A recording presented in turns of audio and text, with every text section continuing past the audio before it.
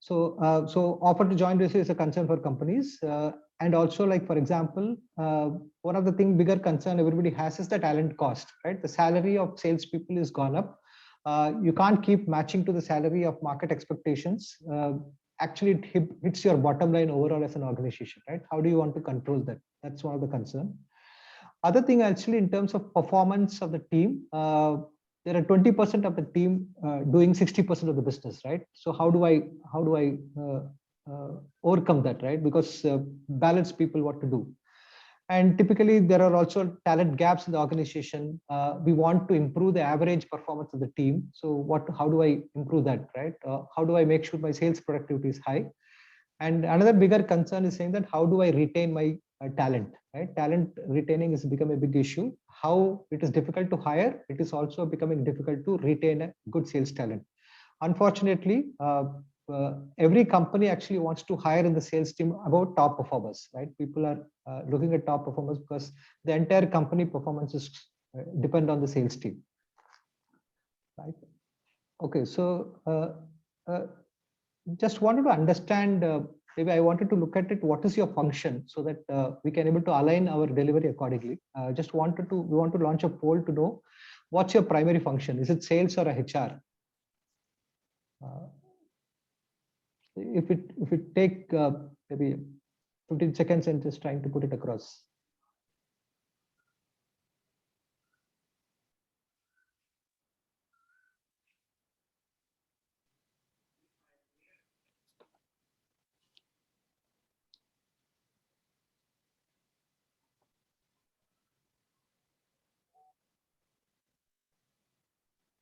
Okay.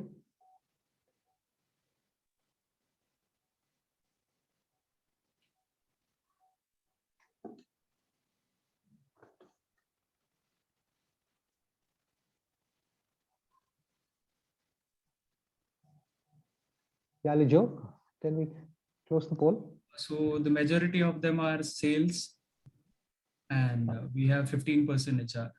Okay, fine. So it's good to have a different combination. So yeah, sales is more. Yeah, thanks, Lijo.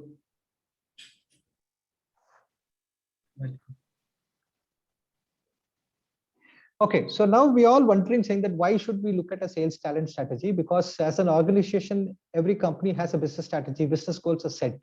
So based on the business goals, so you already have a clear HR strategy, right? When HR strategy is in place, HR strategy also includes cover sales also. And what is the need for having a separate sales talent strategy, right?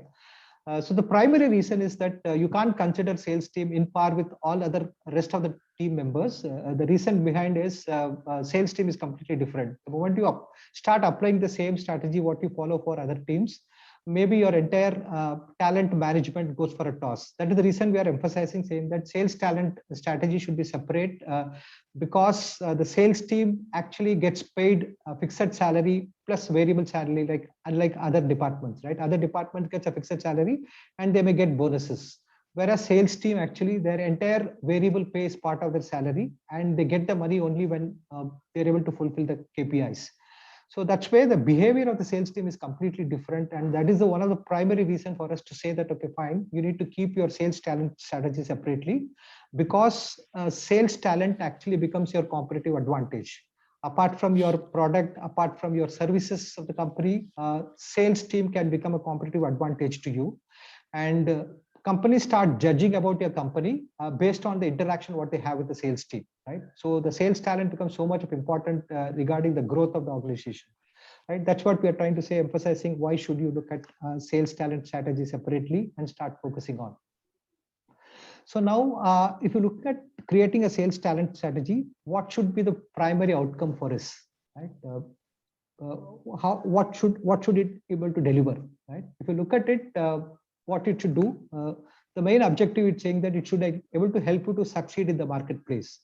It's succeeding or having a winning organization is the primary focus for any employee of the company, right? You want to work for an organization where it is successful in the market, which says that you have a right product which is solving some pain with the customer place. You also have a right pricing. You also make margins. You also have profits, so that people also have a good life, right? So fundamentally, you need to create your sales talent strategy so that it can able to succeed in the marketplace. That should be a primary goal.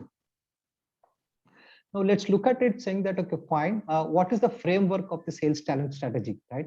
You already have your go-to-market strategy. You created your business plan. You created your what is should be you wanted to go for it. Then you already have your goals and the success metrics is defined. So once you have it, the framework suggests saying that the things should be in place is one, you should have a right people, right? Then you should have your culture and capabilities. Then you should also have your systems and processes supporting them, plus employee experience. All these aspects actually forms the framework for a basic sales talent strategy. We go in depth in trying to understand each aspect, how it is different from a normal function when compared to the sales function. So far, anything you wanted to ask me? Is it okay? The speed is fine.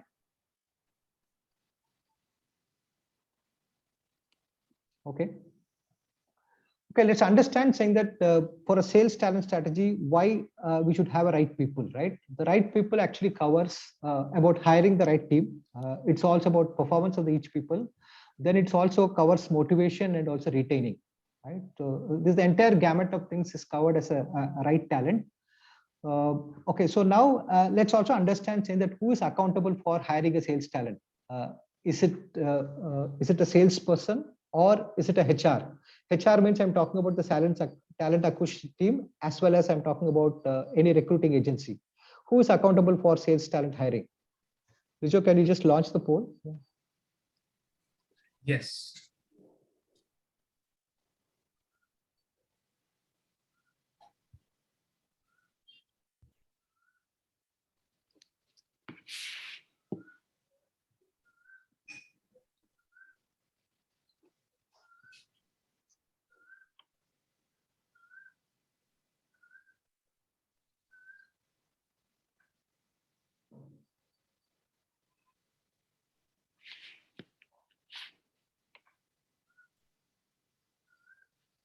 So we have 42% say sales leaders and 58% saying both.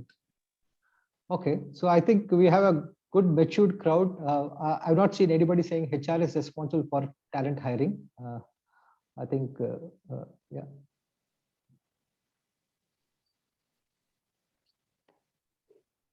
Yeah. Okay, so now if you look at it saying that who is responsible for sales talent hiring, it is very clear. Both the sales leader is accountable as well as the talent acquisition team or HR team is accountable, right? So we had interacted with multiple companies, right?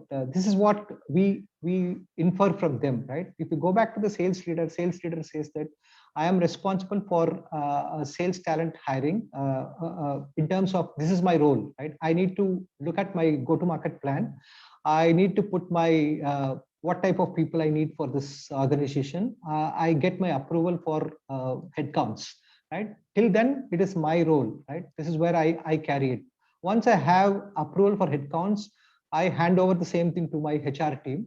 So HR team's responsibility to look for what type of people. They are responsible for creating a pipeline. And once they create a pipeline, they need to screen them. And I wanted to have shortlisted candidates put forward to me, right? So I have my plate full. I need to look at my numbers. I need to acquire clients. I need to respond for revenue. So that's my primary focus. So talent hiring, yes, I can able to support, but I wanted to have a bigger hand taken care by HR team. So once I have a shortlisted candidates, I do the evaluation. Then I look at it, who's the right person to hire. Then I put back to HR. So it is the role of HR to discuss salary with them and trying to onboard and ensure saying that they join the team, right? That's where the majority of the people actually infer during our discussions, and that's what we see in majority of the times, right? The people say that the roles are clear when compared to sales leader as well as HR team. But what we come back and tell you is saying that it is a joint responsibility, right? That's what came out of the poll also. Completely, it should be owned by both of them. The primary reason for that is that whenever a sales team, whenever you're looking at hiring a sales talent, it is clear you need to look at your job role, right?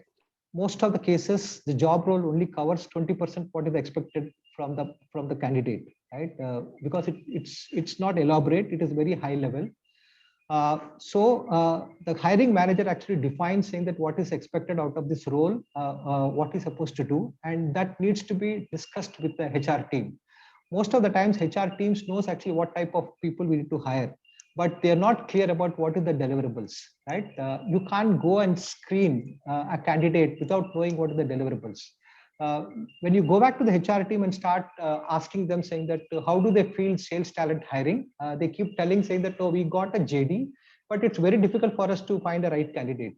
Or we pipeline candidates and put forward to the sales team. The sales leader come back and rejects, saying that it is not fitting to my need. So we have to do a trial and error method to understand actually what is the right fitment for them, and we lose time. And really we don't know actually how to solve this problem.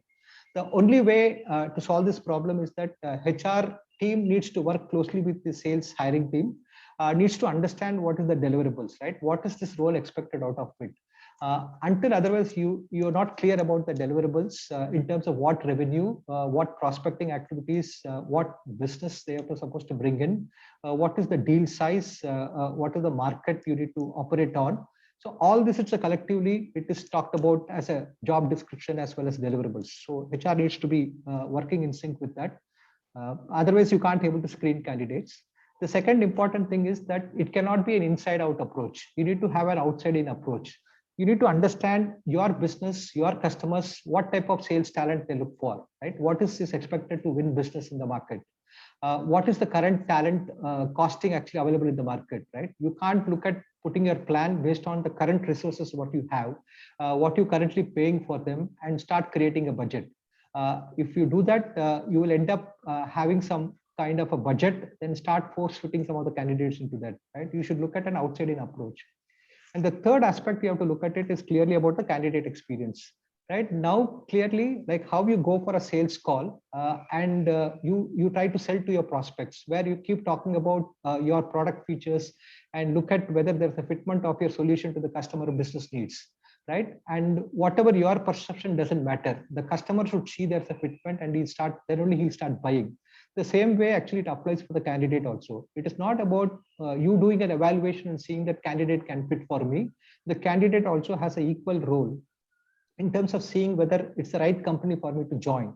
So that decision is completely taken care by emotionally, right? Whatever the experience is goes through the entire journey of interview, right? He forms perception based on that. So it is important to give a good candidate experience.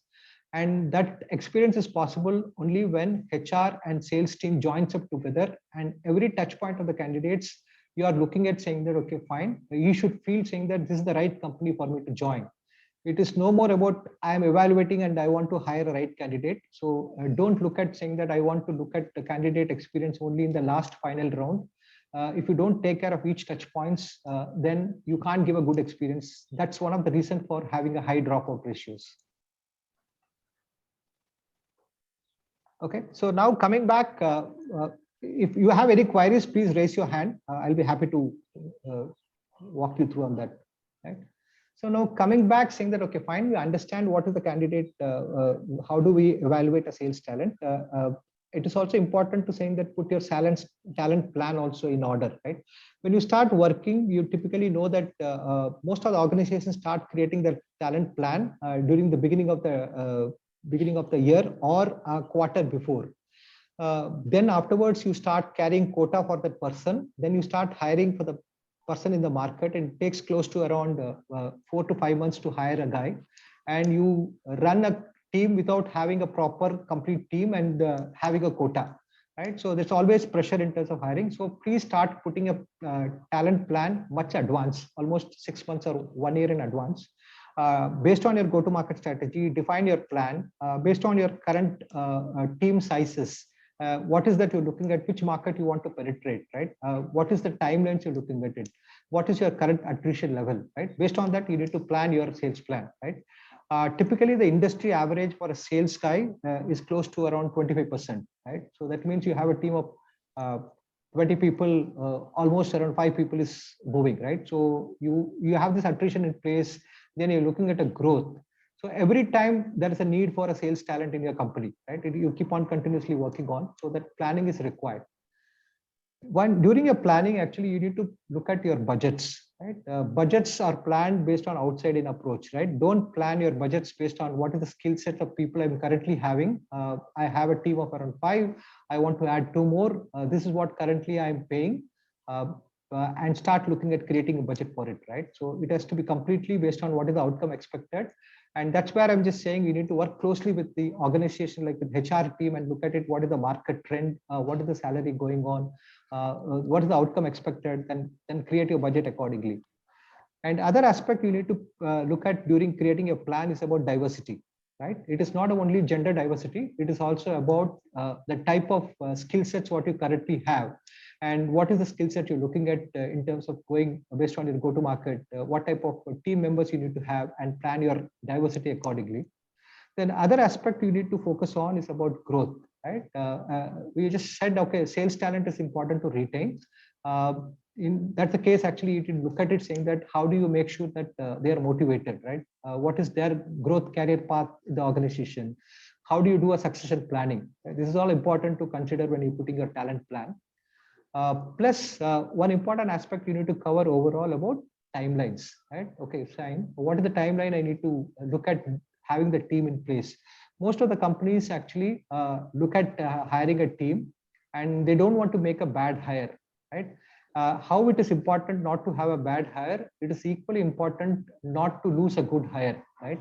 So if you don't recruit people on time, definitely it's a loss of opportunity. It is also increases your attrition because the existing team members needs to take care of that extra load, and any impact on that actually directly reflects with your customer experience, right? So your customers start judging your company based on their experience, what they have with your sales team, and anything actually you lose there definitely impacts as an overall organization. That's where your talent plan should be robust. And other important aspect you need to look at doing is all about database decision making, right? You start looking at data. You look at what your customer is saying. You look at what are the trends happening in the market and make decisions based on that, right?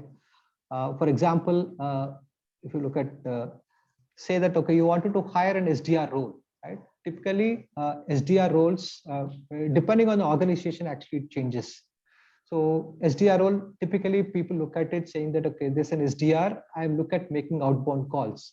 You need to be clear saying that where this outbound calls are going to happen. Is the candidate expected to make calls on their own? It is expected them to do a research on their own, or the organization support them in terms of database, right? And when they reach out, what is expected out of them? Is it expected out of them to create a qualified leads and hand it over to people, or are they expected to set up meetings, or they need to take care of end-to-end sales, right? So this clarity is required with the HR team or anyone when you start shortlisting your candidates, right? Sometimes some of the organizations will say, okay, outbound is not required. It is completely inbound. I have a marketing team which creates an inbound leads. So it is also important when you're trying to hire, actually, you look at talent which has the competency saying that, okay, which can take care of inbound leads, because slightly making an outbound calls is tougher when compared to handling inbound leads. So the salary of the people also changes accordingly. So it also depends on which target region you're trying to reach out. It also depends upon which buying personas is expected to sell, what type of relationship is required, how is technically qualified, what is the complexity of your solution, what is your sales cycle. So a lot of things actually decides whether you are hiring a right talent. So all these things needs to be taken in care, including working with your HR team on that. So one of the things also needs to be considered is that based on the region, actually, the CTC changes. Right? For example, if you look at it, Indian market is considered, right? So there is, if you look at SDR role, recently actually, it's gone to a big change. For example, if you look at the number of SaaS companies in India, there are close to around 1,000 companies who are there. And if you look at it, saying that the SaaS companies actually look at working on global markets, 75% of them actually gets revenue out of global markets, and 25 is coming from internal. And if you look at the type of investments these SaaS companies attract, for example, if you look at it in 2010, the investment in the SaaS companies was close to around $70 million. Whereas the same thing in 2020, it rose down to around $1.8 billion. Whereas when compared to 2021, the investment on the SaaS companies originating out of India is close to around $4.5 billion. So the amount of investments, what is happening, it will also says that the amount of money the company has, the amount of revenue what they generate, the amount of market what they're addressing. So which also says that they look for top talent and there's a bigger demand for SDR roles. So considering this market scenario, you need to know, you can't have saying that I'm currently having some of the salespeople who are doing inside calling who are at this salary level. If you go back to the market, completely the salary levels are different now. So based on that market insights, you can't keep increasing the salaries. Based on the data, you also look at it saying that whether you're trying to pay a right salary to the current team. If you're not doing it, there's a potential of losing them, right? So that's where I'm talking about data insights and trying to see actually what is the outcome expected and look at combinations. So somewhere, for example, SDR, if currently your team is doing cold calling as well as closing the sale, maybe if you go to the market now, for that actually the expectations, the salary level are high. So you need to adapt accordingly and trying to see, can I look at a lead generation activity by a different resource? Or can I look at marketing team to generate leads? Or can I look at an external agency who can able to look at generating qualified leads? Then can I use my resource optimally to in terms of closing or qualification? So all that actually needs to be done. That's what I'm talking about. Database decision making has to happen. Hi, Sia, sorry to interrupt. We have one question from Gunjan.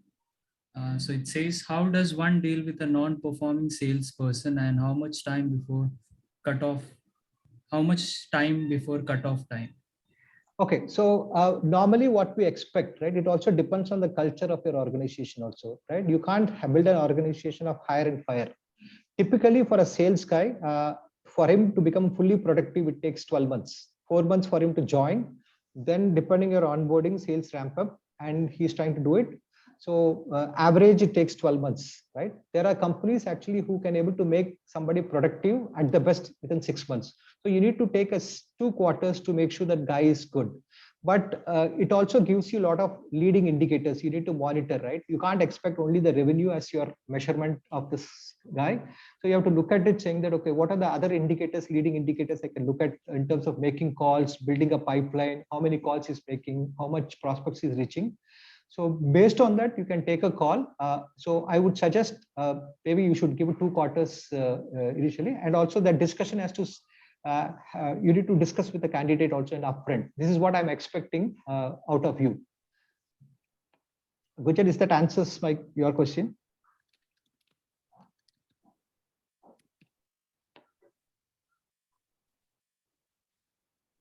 She said yes. Okay, thanks, Gunjan. Thank you. Okay, so now we've just talked about saying that, okay, fine, how do we look at doing it? But also we wanted to share some of the trends which is happening on the sales hiring. This is based on the data, actually what we picked up over a period of last 2 years, right? Post-pandemic, actually things have changed a lot, right? For example, if you look at it, it has completely become a candidate-driven market. So what it means for you, yes, it is no longer I do evaluation and I see whether the candidate fits my requirement. You do it actually, but it is also equally important. Candidate decides whether I have to choose this organization, right? Because the supply versus demand, there's a big issue actually, right? Salesforce, especially Indian SaaS companies are doing well. They're doing well in the global markets. There's a lot of scarcity in tech industry is concerned in terms of salespeople. So because of that, it's completely a candidate-driven market. That's a trend actually we're completely seeing. So that's why we're talking about saying that your candidate experience is very important when you're trying to do an entire evaluation process. Then also the talent marketplace is changed, right?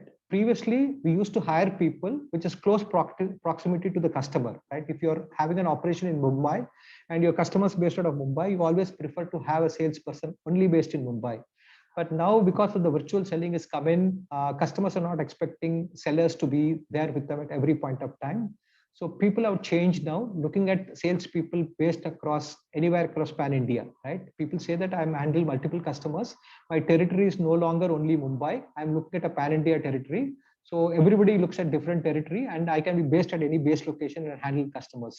So the marketplace of finding a talent is changed, right? You have to adopt it so that the salary levels of different cities are different. For example, if you look at a salary level for a Bangalore salesperson, which is close to 15% higher when compared to the location of Mumbai or Chennai, right? So you need to plan your based on that, right? Some of the companies actually what they look at it instead of hiring a direct on roles, they look at some of the consultants or the contract employees to do certain outcomes. I'm trying to make a new penetration into a new geography. I wanted somebody who can take it as a project and trying to do. So the all combination of resources been worked out to reach the outcomes. So that's where I'm saying that talent marketplace has changed.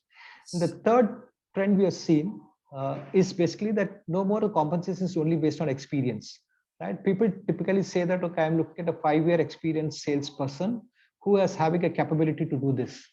But now it is no more about experience. I'm looking at what is the competency is carrying, and if the skill sets what is carrying, it is enough for me. Then people start paying, negotiate salary based on that. So completely change in terms of what is the outcome you're expecting from him. CR, we have one more question. Sorry to interrupt. So it's from Gunjan. It says, what about hiring freelancers or part-timers for small startups with 2-5 people? Is it a good idea, and what is the factors to be considered? Definitely, it is a good idea. Depending on that outcome, what you're expecting, some of the companies actually cannot afford to just hire or attract a talent to do the job. So in such cases, it's always good to look for a freelancer or consultants because the KPIs can be defined and can be worked out. It may look at maybe you're slightly end up paying a little bit more, but your apex is limited, right? You can look at paying them when the outcome is coming, right? So it's a good idea to do that, and a lot of companies actually keep doing it now.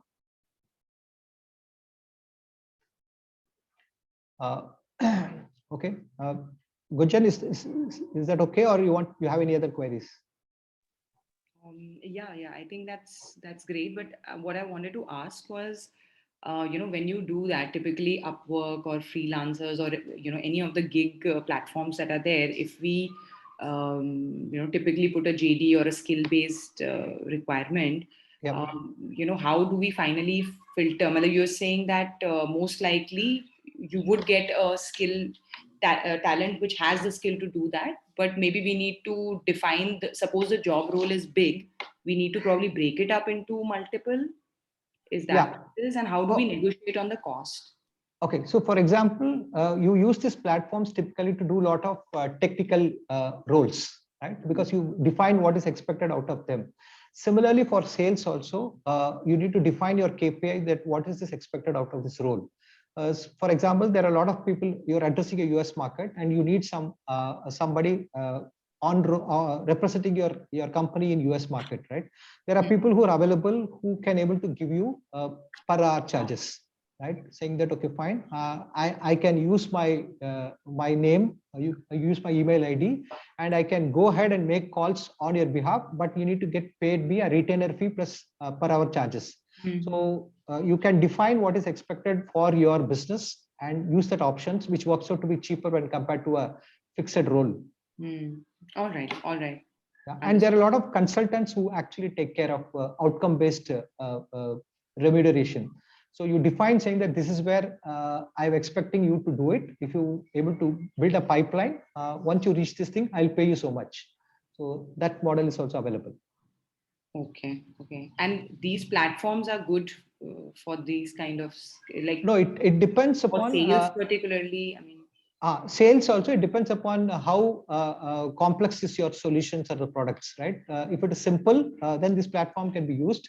But if you're looking at a complex solution, but there are companies outside who are actually do lead generation plus also offering salespeople on hire on contract.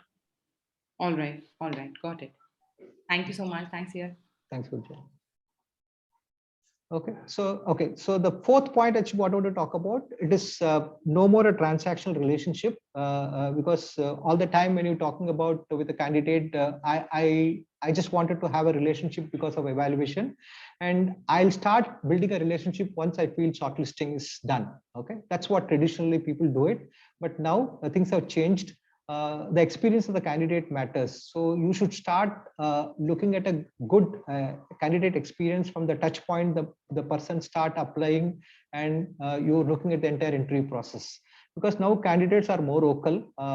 The trend is changed where candidates come and talk to you saying that this is what my current salary, I'm looking at 40%. I am ready to go for an evaluation process only if you feel saying that you're ready to afford me, right? That's a kind of a discussions are happening from the candidate point of view on the sales side.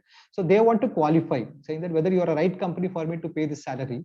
So the trend is changing. So that's where I'm just saying that experience matters. So you need to always look at it saying that how do you give an experience that you are the right company for the candidate to join. So you should always focus on that. So now culture and process is becoming very important, right? Salespeople start looking at what is your culture. They go to the glass door, they look at it saying that whether the company has a capability and a process for me to be successful, right? Because they're 60% or 40% or 30% of the variable pay at risk. So they wanted to make sure saying that if I join this company, whether I can able to make that variable pay or not. So that way, actually, they look at it a lot of thing on the culture side. So it is important during the entire candidate evaluation, you should talk about what is your culture and what is the process which can help the candidate to perform well. Then always employee branding matters because like your entire value proposition, employee value proposition needs to be talked about during the entire process, and candidates should buy in. Right? That's the trends which we're seeing in talent hiring. We have seen recently also people do not pick up offers even at a higher salary when their experience is not, they're not happy with the way, with the touch points. So now considering how it influences the sales candidate, sales talent when you're looking at joining a company, what are the things they will look at it, right? This is based on some insights, the data which we collected based on our discussions with the people during the entire process of interview, right? So they look at completely, I cannot say this is the number one, number two, but some of the factors which influence. One is about personal brand, right? Every sales talent look at it saying that whether this organization, if I join, it will give me my career growth. Can I able to create my identity, right? Will that organization supports me to be successful, right? So that's one of the primary factors they look at it, saying that whether I can able to create my own brand, whether the products helps me to learn something, right? So that I can get benefit in future, right? Then also it's about candidate experience, right? Because they form perception saying that, okay, fine, this company culture actually suits my style of working, and the company actually helps me to be successful, right? That's where people look at it. The third thing is reward. Okay, so it is not only by means of giving a higher salary you can able to attract talent. So as I told you before, we have seen people actually rejecting offers of a bigger brand, bigger salaries, and taking up offers at a lower salary because they feel they're confident about meeting numbers. They're confident about meeting their variable pay. They're saying that, okay, as a CTC, I may get a better number when compared to the bigger company where there is no bigger support. My entire experience was not good overall. So I may not be looked at it as a performer there. Right? That's what people look at it. And your culture and capability matters. Right? People look at all these aspects when you're deciding. And when a candidate decides, it's more of an emotional decision, and they're trying to rationalize, right? They don't look at completely rational. So since it's all about emotional decision making, so your branding, your candidate experience really play a big role in terms of handholding the candidate during the entire interview process. Some of the things which I wanted to call out, saying that in the sales scenario, it is completely changed, right? For example, CSO Insights, which is a part of Miller Group, which is a Chief Sales Officer Insights. It keeps doing study in the market, and they publish saying that what is happening in the B2B sales area.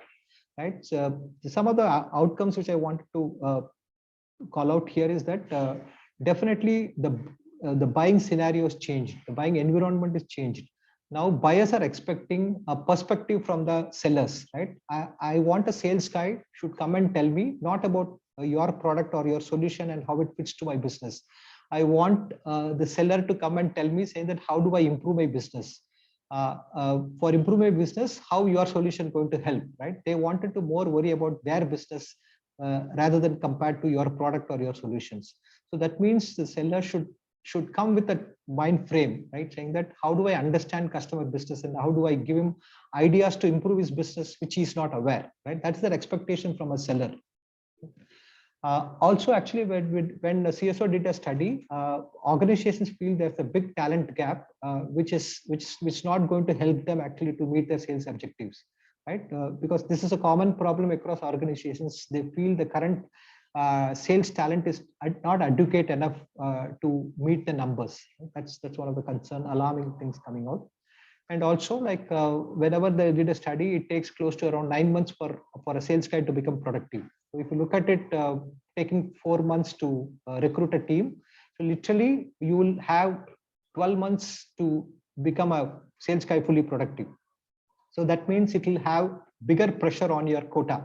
So you've taken headcount approvals based on the sales guy meeting numbers, and delay in hiring, sales ramp up time actually impacts your complete quota. Right. So this is where we're talking about how do you do a better planning before, so that to overcome this. So if you look at it as a nutshell, sales talent management is all about hiring a right talent. It is also about onboarding. How do we having a sales ramp up? How do you set the process so that the sales person is fully productive at the earliest? Plus, it's also talk about how do you look at enablement as well as coaching. Right, you have to do a lot of enablement to understanding the gaps what we have, and trying to have some training programs to support the sales candidate or sales talent to meet the market demands. Right, so that should be part of your this thing. Plus, you also talk about employee value proposition, saying that okay, fine, how do you make sure the candidate sees is the place to work, right? So that's where your sales talent management should cover. So now coming back to the performance management, okay, so when you're trying to look at hiring a sales talent, you always look at certain natural personality traits the sales guy should carry. So this can be evaluated during your sales interview process. Maybe some assessments or your interview should cover. So apart from that, there are certain skill sets which the sales guy can acquire during your entire working environment, right? Certain technical as well as professional skills, which is done by the organization through a proper coaching and training mechanism, right? And we also expect a sales guy to behave a certain way to look at to meeting your culture, right? That means there should be a process set in the organization so that it will give you right behaviors. So this skill sets can be done through a proper training, coaching, mentoring. So your leadership team should carry this as a KPI to say that how do I make sure I develop a team which is performing. So if you do that, then there are certain observable traits. It also depends upon what are the metrics which matters to you. So it cannot be a lagging indicator of only revenue for a salesperson. You also need to look at a lot of leading indicators, saying that okay, fine, I'm taken a guy for prospecting, so I'll start looking at how many calls he has to make per day, right? So it needs to be in sync with him, saying that why we are talking about this metrics. So the person should be in sync with your go-to-market strategy and what he's supposed to do as a role.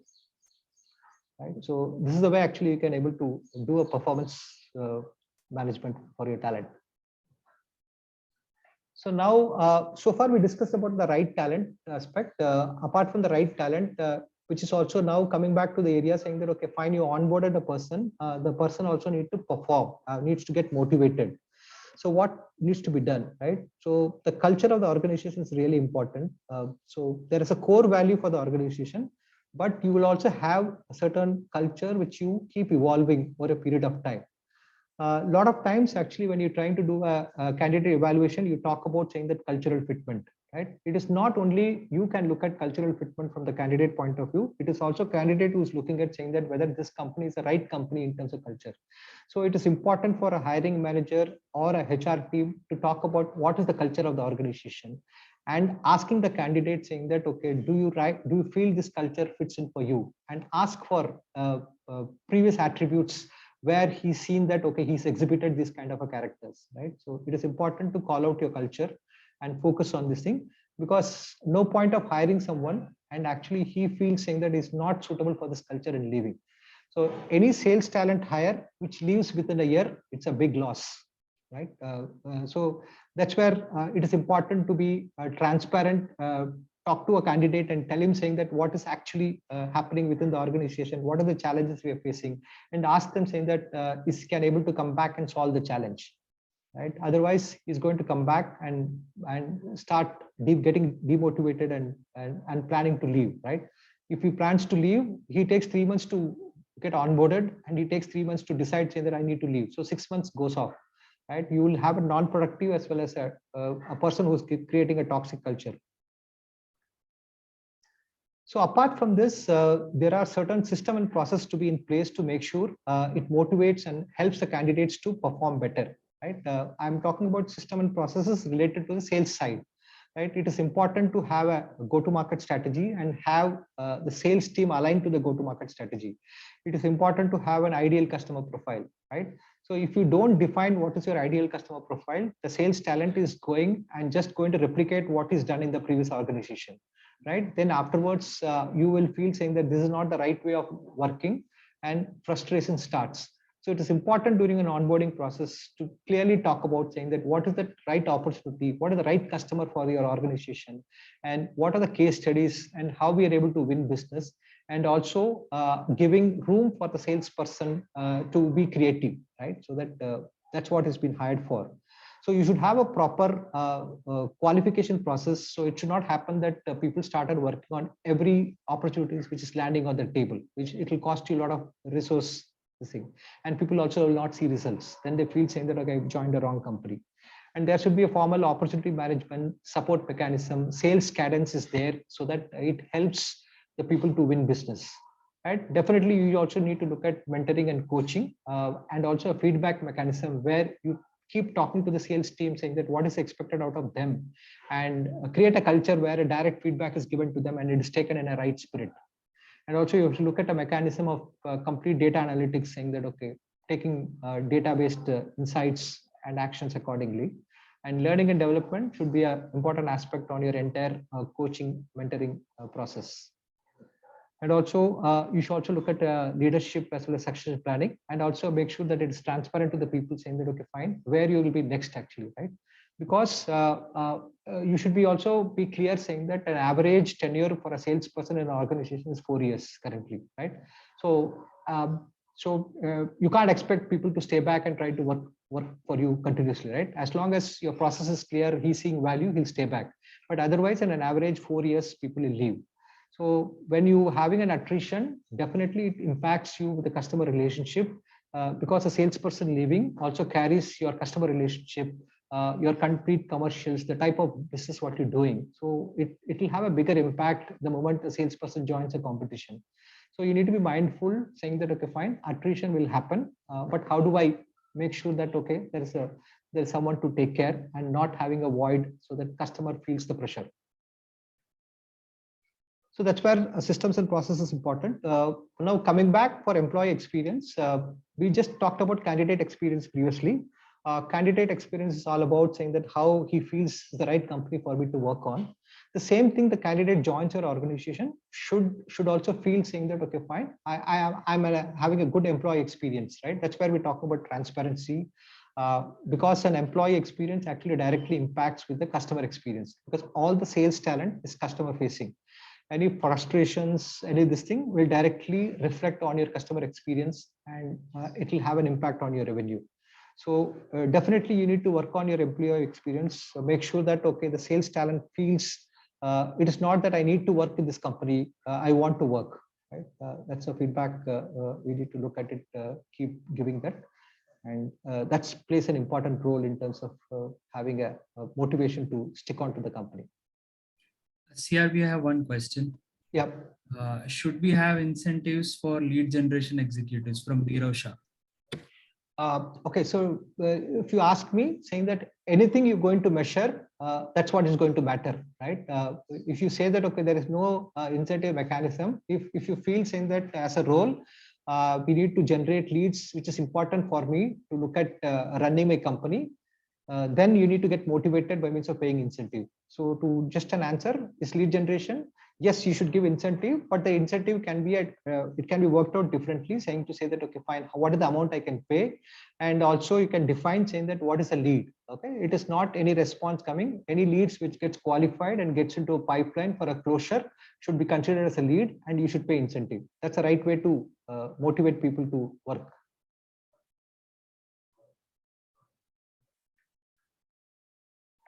Okay, is that clear?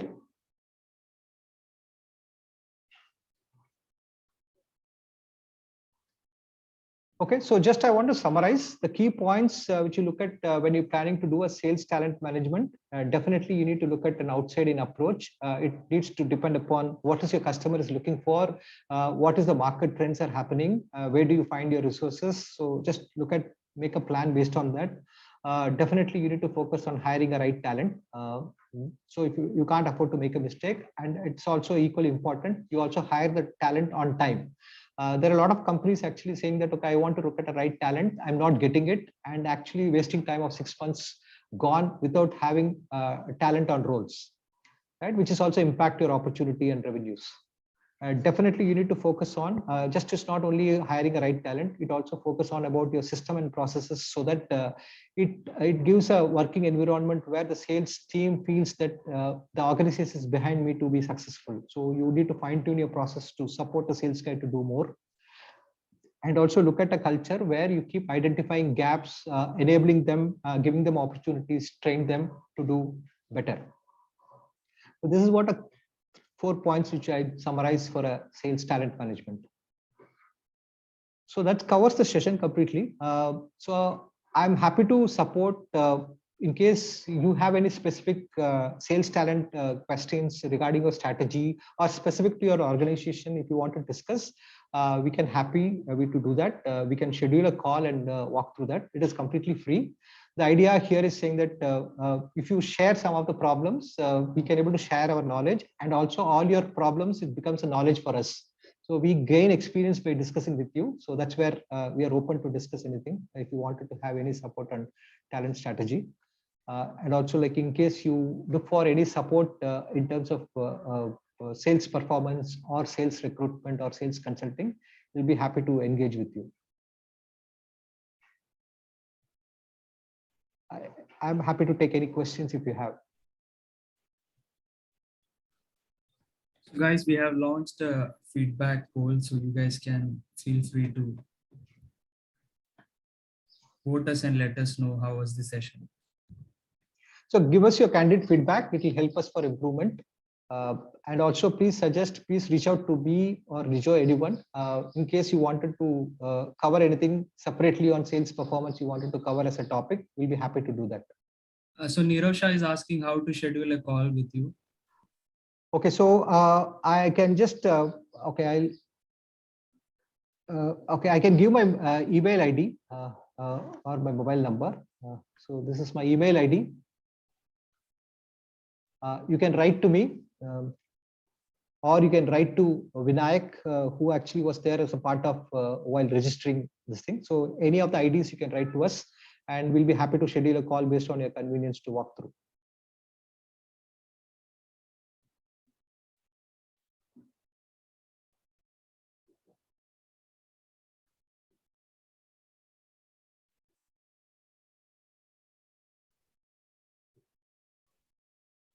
So thank you each one of you for taking out time from your busy schedule and attending our webinar, and we'll be coming up with a few more webinars in the upcoming months. So if you guys have any topics to cover, please feel to write to us. You can reach out to me. It's lijo.matthew@salesprofit.in, or you can visit our company website, that is www.salesprofit.in. Thank you once again. So we'll end the session now. Thank you. Thanks a lot for your time. Thank you. Thanks, Lijo. Thank you, CR. Thanks, CR and Lijo. Thank you, Lijo. Thank you, CR. Thank you, CR and Lijo. It was a nice session. Thank you.